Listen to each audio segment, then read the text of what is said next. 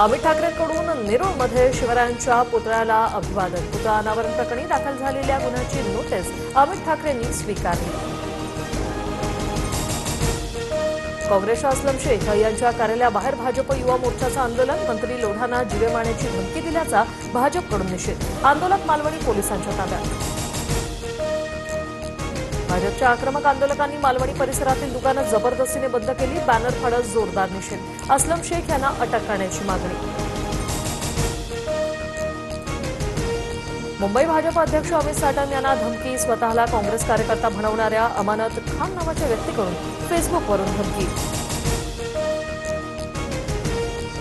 निवडणुकीसाठी भाजप कोणत्याही थराला जाईल. हिंदुत्वाचा फुगा फुटल्यानंतर भाजपकडून आता मराठी अमराठी वाद सुरू. आदित्य ठाकरेंची टीका.